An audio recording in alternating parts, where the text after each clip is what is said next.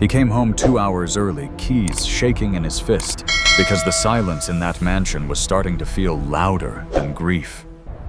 And what he saw in the courtyard stopped his heart cold.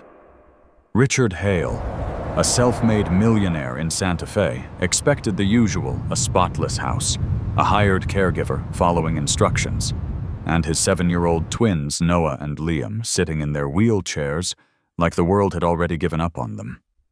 Since the rainy night crash on I-25 took his wife Emily, Richard had thrown money at everything: specialists, experimental therapies, private flights, promises, wrapped in medical words. Nothing brought his boys back to life. But there they were, smiling for real. Noah clutched a little red accordion. Liam wrestled a guitar almost as big as his arms. Behind them stood Marisol, the caregiver, arms open like a stage director cueing the best scene of the movie. No pity, no orders, just warmth. Richard swallowed hard as Marisol knelt, guiding their hands, not to improve, not to perform, just to feel the moment. "Dad," Noah called. "Did you hear us?" Richard couldn't answer. A tear slipped out anyway. "I'm sorry, sir," Marisol said gently. "I just thought they deserved to be kids again." And in that second, Richard realized the brutal truth he'd been fighting to fix their legs, while their hearts were starving for someone who would simply stay. That night, Richard tried to sleep, but the house wouldn't let him. The halls were still quiet, yet it wasn't the dead quiet he'd grown used to. It was awake, like something had cracked open and refused to close again. From his bedroom, he spotted a thin line of light at the end of the hallway, Noah and Liam's room. He moved like a man sneaking through his own life, pausing at the half-open door. Inside, the boys weren't staring at the ceiling like they used to. They were whispering, smiling. Liam hugged the guitar to his chest like it was a lifeline. "Do you think we can play again tomorrow?" he breathed. Noah nodded, eyes bright in the dark. Marisol said the music doesn't disappear when you fall asleep. Richard froze. That one sentence hit harder than any diagnosis. How long had it been since his sons wanted tomorrow? He backed away before the floor could betray him, returned to his room, and sat on the edge of the bed with his head in his hands. Millions of dollars, the best doctors, the most advanced machines, and the first real spark of joy had come from a woman with no degree, no title, just patience and presence. At breakfast the next morning, he watched like a stranger learning his own family. The boys ate slowly, but they ate. They laughed when Liam spilled juice, and Noah teased him without bitterness. Marisol moved around them quietly, steady as a heartbeat. Richard cleared his throat. "About yesterday, I saw them happy." She didn't glow with pride. She simply said, "When the body hurts, sometimes the soul needs to move." Richard swallowed. "Do you have kids?" "2, Marisol answered. "Grown, back in New Mexico." Her voice carried pride and a bruise of longing. And for the first time in years, Richard felt it not a plan, not a fix, but a terrifying idea. Maybe his sons didn't need another miracle. Maybe they needed a father who stopped running and learned how to stay. By the 3rd day, Richard did something that scared him more than any medical report ever had he stopped the machine. He stared out the kitchen window at Noah and Liam in the morning sun, Marisol rolling them onto the patio like it was the most natural thing in the world, and he picked up his phone. "Cancel every appointment this week," he told his assistant, Dana Brooks. "All of them." A pause. "Richard, the specialist from Boston is already in town." I said cancel. The moment he hung up, the fear came rushing in, hot and familiar. No doctors meant no armor. No schedules meant no distraction. That night he sat alone with a framed photo of Emily and whispered, "I thought money could fix everything." The words tasted like ash. The next afternoon, the pressure found him anyway. His phone buzzed with a number he knew too well, Dr. Adrian Kessler. The man Richard had flown in paid in advance, begged for miracles. Mr. Hale Kessler said, voice clipped, "I'm told you suspended treatment. That could be irreversible." Richard's grip tightened. "My kids are exhausted." "Exhausted?" the doctor repeated, "or resigned?" Richard ended the call with a hard tap, but the question stayed sharp as glass. And then the first crack showed on the patio. Noah turned his wheelchair away from the instruments. "Not today," he muttered. "My back hurts." Marisol crouched calm. "Then we rest." Liam stared at the red accordion like it was something he might lose. "Tomorrow," he asked, barely breathing. Marisol smiled, but Richard noticed it wasn't carefree. It was determined. "There's always a tomorrow." Richard watched from the doorway, chest-tight doubts piling up. What if he'd mistaken a brief spark for real progress? What if hope? This fragile, beautiful thing was the most dangerous gamble of all. The breaking point didn't come with a doctor's verdict. It came with a sound Richard couldn't unhear, Noah's voice, thin and shaken from behind a cracked door. "Dad's going to make us stop the music," he whispered. Liam didn't cry. He went still. "So it wasn't real," he said, like the words were too heavy to lift. "It was just a game." Richard stood in the hallway, frozen, feeling that sentence slice straight through every expensive treatment plan he'd ever signed. Downstairs, Marisol closed her eyes at the sink as if she'd been punched and didn't want anyone to see the bruise. She hadn't promised miracles. She hadn't sold hope. She'd only given them afternoons that felt like childhood again. And now Richard was about to take it back. That night he made the call anyway. He dialed Dr. Adrian Kessler and forced his voice to sound certain. "We're resuming therapy, immediately."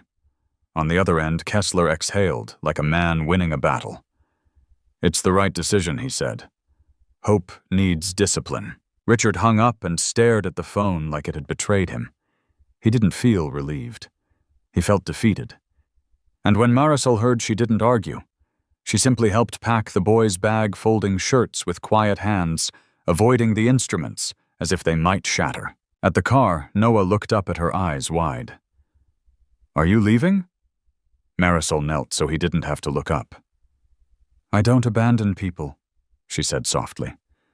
"But sometimes the road gets darker before it clears." Richard watched from a few steps away, a strange ache spreading in his chest like he'd just traded his son's laughter for a hallway full of needles, paperwork, and silence.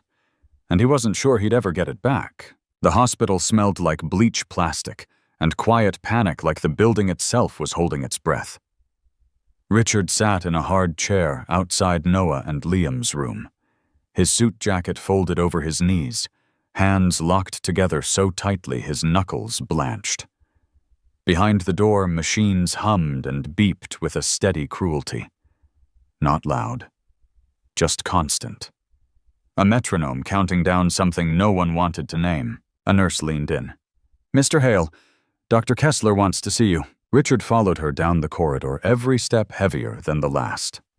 In the consultation room, Dr. Adrian Kessler didn't bother with warmth. He slid a folder across the desk, eyes flat. "The results aren't good." Richard's throat closed. What does that mean? Kessler didn't flinch. "It means their bodies are responding less and less. We've done everything we can." Everything. That word hit Richard like a hammer. He walked out without hearing the rest, found the nearest bathroom, locked the door, and broke. Not the quiet, controlled kind of crying he'd perfected. This was ugly. Loud. A man finally running out of places to hide. That night he stayed at the hospital. He sat beside Noah's bed, took his son's hand like it might vanish if he blinked. "I'm sorry," Richard whispered. "I didn't know how to do this." Noah's eyelids fluttered. His voice came out small. "Dad, why aren't we happy anymore?" Richard opened his mouth. Nothing came. No money, no plan, no speech. Just a father staring at his child, realizing the scariest thing in the world wasn't losing control. It was learning too late what actually mattered. By dawn, Richard was running on caffeine and dread when Dr. Kessler returned with a new kind of sentence, one that didn't sound like treatment, but like surrender. "We need to discuss options," he said quietly. "Comfort care, emotional stability." Richard let out a bitter laugh that didn't even sound like him. Now that matters, Kessler didn't argue. There was nothing left to defend. Noah's fever spiked that afternoon. His breathing turned uneven. Liam watched from the other bed, eyes too dry, voice too steady. "Dad," he said, "are we going to die?" Richard stepped forward and wrapped both boys in his arms as best he could, swallowing the lie he used to offer. "I'm here," he whispered instead. "I'm not going anywhere." Hours later, a nurse approached like she was carrying contraband. "Mr. Hale, there's a woman asking for you. She says her name is Marisol." Richard's head snapped up. "Where is she?" At the reception desk, Marisol stood with her hands clasped, face exhausted but determined. "Why didn't you call me?" she asked. Not accusing, just hurt. Richard's voice cracked. "They're getting worse. I think this is it." Marisol closed her eyes for a beat, then opened them with a calm that made the hallway feel less cold. "Then this is when it matters most," she said. "You don't leave them alone now." Security blocked her. Family only. Richard stepped between them. "Let her in," he said, low and final. "You're looking at the one person who kept my sons wanting tomorrow." Kessler hesitated, then relented. 15 minutes. Marisol entered the room like a candle in a storm. No instruments, no speeches. She sat between the beds, took Noah's hand, then Liam's, and stayed so still the machine seemed quieter. And for the first time in weeks, Richard felt something unfamiliar, not hope, but the terrifying possibility that presence might be stronger than fear. The 15 minutes stretched like a lifetime, and nobody dared to breathe too hard. Marisol kept her eyes half-lowered, hands warm around Noah's and Liam's fingers, as if she could anchor them to the room by touch alone. Liam's lashes fluttered. "Don't go again," he rasped, voice paper-thin. Marisol leaned closer, her forehead almost touching his. "I'm here," she said. "When I'm here, I stay." Then she did the strangest thing, not a prayer out loud, not a hymn anyone would recognize, just a soft, uneven hum, barely more than air, like a melody made for the dark. Richard watched the monitor, expecting nothing, and that's when the tone changed. Not louder. Different. A nurse slipped in, eyes narrowing at the screen. "Hold on," she whispered. Noah's hand moved. It wasn't dramatic. It was a single finger, twitching like a light, trying to turn back on. Richard staggered a step forward, mouth open, unable to form a sound. Marisol didn't celebrate. She didn't even open her eyes. She just kept humming, steady as a heartbeat. Noah's lips parted. A breath caught.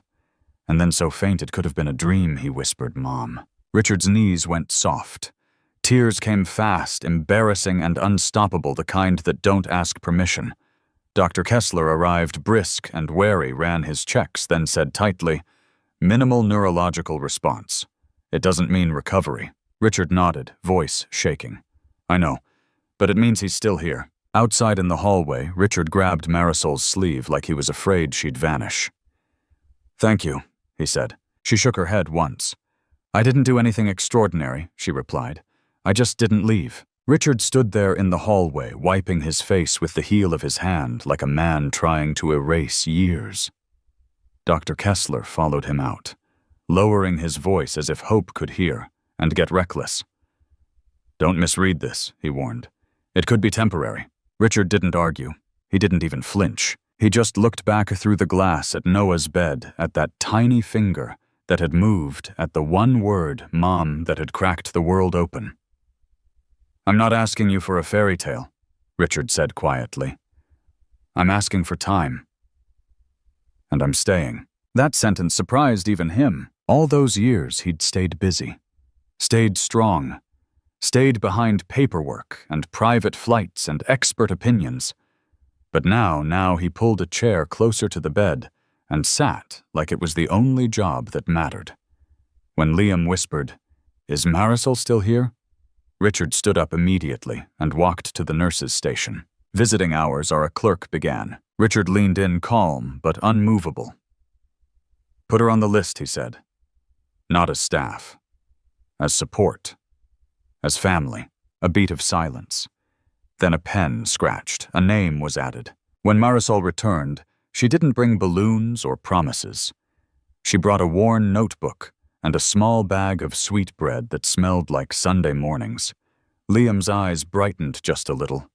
"You came," he breathed. "I said I would," Marisol replied, and sat between the beds like she belonged there. Richard watched his son's shoulders loosen, watched the fear back off by an inch. No miracle. Not yet, but something real. And for the first time, Richard Hale stopped chasing a cure long enough to learn the harder kind of healing showing up. Every day. No matter what. That evening, the monitors still beeped like nothing had changed, but inside the room, everything had. Noah's eyes stayed open longer. His gaze didn't drift as far. Liam sipped water like it was the biggest victory in the world. Dr. Kessler hovered at the doorway, careful, clinical. "If this stabilizes, we may reduce the sedatives," he said. "But don't build a story around it."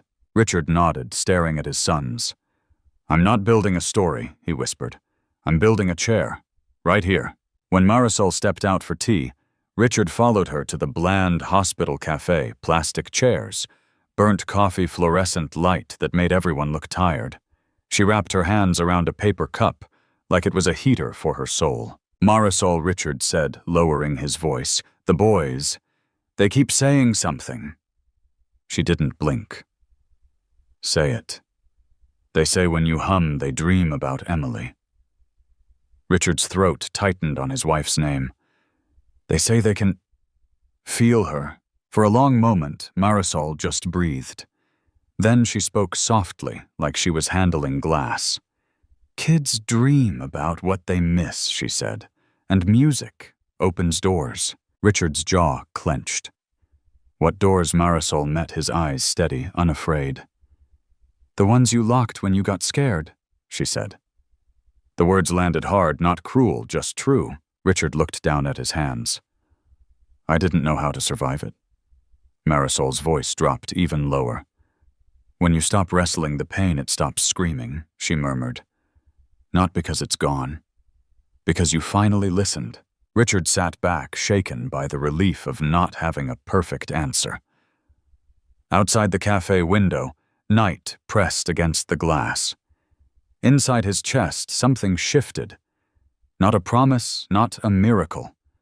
Just a fragile, honest truth. The ending wasn't written, but neither was the rescue. Near 3 a.m., the hospital changed its mind. Richard jolted awake in the chair beside Noah's bed, his neck stiff, his mouth dry, and his heart instantly racing because the monitor was making a sound it hadn't made before. A long, steady tone. Not loud. Just wrong. A nurse burst in, eyes snapping to the screen. "When did this start? I don't know," Richard stammered. "I just woke up." Liam sat up halfway, blinking through fear. "Dad, what's happening?" Richard grabbed his hand, squeezing like it was a lifeline. "I don't know," he said, forcing the truth out clean. "But whatever happens, you're not alone."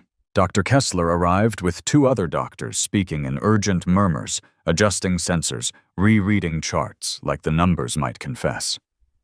Then Kessler turned slower, now cautious, in a way that scared Richard even more. "Mr. Hale," he said, "Noah is responding." Richard's knees nearly buckled. "How neurologically?" Kessler admitted. There's activity we didn't expect. I can't fully explain it." Richard didn't ask for guarantees. He just bowed his head against the rail of the bed and let the tears fall quiet, unstoppable, almost grateful. When Marisol arrived, she looked like she hadn't slept in a week. Richard met her in the hall. "Marisol." He choked out. She stopped him with one gentle hand on his arm. "Slow," she whispered. "Miracles that shout can scare people. The ones that whisper last." Back in the room, Noah's eyes opened clearer this time, searching. Marisol leaned in. "I'm here, champ." And Noah breathed steady and sure I wasn't afraid, when you were humming. Richard didn't cry quietly this time. He folded in on himself against the wall, shoulders shaking like grief had finally found the crack in his armor and ripped it wide open. Marisol stayed where she was, one hand steady on Noah's fingers, letting Richard come apart without rushing him back into strong. Even Liam watched his father with wet eyes, not scared, almost relieved, like seeing an adult break meant the world was allowed to be real again. Later, the doctors returned with that careful tone professionals use when they're standing on something they don't fully understand. "He's regained reflexes we haven't seen in years," Dr. Kessler admitted. "I'm not promising he'll walk, but this is progress." Richard listened like he was underwater. Then he did something he hadn't done in a long time. He looked the doctor in the eye and didn't beg. "You don't have to explain it to me," he said, voice rough but steady. "Just respect it. Respect what's keeping my boys alive." Kessler hesitated, then nodded once, almost humbled. The next morning, Noah whispered that he wanted to sit up. Not stand. Not take steps. Just sit without being held like a fragile object. A nurse started to protest, but Marisol stepped in front of Noah's gaze like a lighthouse. "Look at me," she said softly. "Breathe with me." Noah's chest rose and fell, shaky, stubborn breaths. Richard hovered close, terrified to touch, terrified not to. And then, inch by inch, Noah pushed upward. A wobble, a pause, one more breath. He sat. Liam pressed a trembling hand over his mouth, tears spilling anyway. Richard dropped to his knees, not to worship a miracle, not to celebrate a headline, just to surrender to the truth he'd fought for years. Not everything is saved by force. Some things are saved by staying. When they finally left the hospital weeks later, it didn't feel like a victory parade. It felt like walking a tightrope with your whole heart in your hands. Some days Noah could sit longer, breathe easier, joke with Liam like the old days. Other days he faded, tired, shaky, frustrated, like his body was reminding everyone that healing isn't a straight line. But one thing never changed. Richard stopped treating each day like an exam he had to pass. The morning of discharge, the sky over Santa Fe was bright and painfully normal. Richard drove slower than he ever had, as if one hard break could snap whatever fragile balance they'd built. Noah stared out the window and whispered, "It smells different. Like before." Liam squeezed his brother's hand. Richard swallowed the lump in his throat. "That's home," he managed. When the gate opened, Marisol was already there, no longer waiting for instructions, no longer standing in the background. She was simply present, like a light left on for someone who's been gone too long.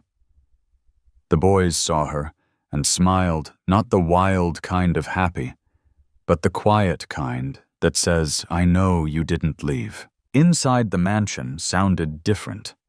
Wheelchair tires over tile, a spoon tapping a mug, Marisol humming while she swept the courtyard, the same soft, uneven melody that carried them through the darkest hours. Richard noticed things he'd ignored for years, sunlight spilling across the kitchen table, the peace of sitting beside his sons without fixing anything, the power of silence that didn't feel empty. And when Richard looked at Emily's photo that night, he didn't beg anymore. He just whispered, "I'm learning." Because the real miracle wasn't only in Noah's body. It was in Richard finally understanding that the greatest luxury wasn't money. It was staying. A month later, the house didn't look like a miracle story you'd see on TV. It looked like real life, messy, uneven, honest. Noah still had hard mornings. Liam still had nights where fear crept in like cold air under a door. But Richard stopped measuring their worth by what their legs could do. He started measuring it by what their hearts could hold. On the 1-year anniversary of Emily's death, Richard didn't hide in his office like he used to. He didn't power through the day. He set a small table in the courtyard with fresh bread, a simple vase of flowers, and Emily's photo in the center. No dramatic speeches, just quiet respect. Noah asked, "Can Marisol hum the song?" Liam closed his eyes before she even started. And when that soft, uneven melody filled the space, Richard let the tears come, not the kind that shatter you, but the kind that stitch you back together. Later that night, Richard wrote one line in a notebook and read it twice like it might finally sink in. Money tried to save us. Medicine did what it could. But love, when it stopped running, held us up. Sometimes the bravest thing you can do isn't fix it. Sometimes the bravest thing is to stay, to sit beside someone in the dark, to hold their hand when you have no answers, to choose presence over control. Because people don't always remember what you solved. They remember whether you abandoned them. If this hit you anywhere deep, tell me in the comments. Where are you watching from? And who in your life needs you to simply stay? And if you want more stories like this that remind us what really matters, subscribe to the channel, hit the like button, and share this with someone who could use a little hope today.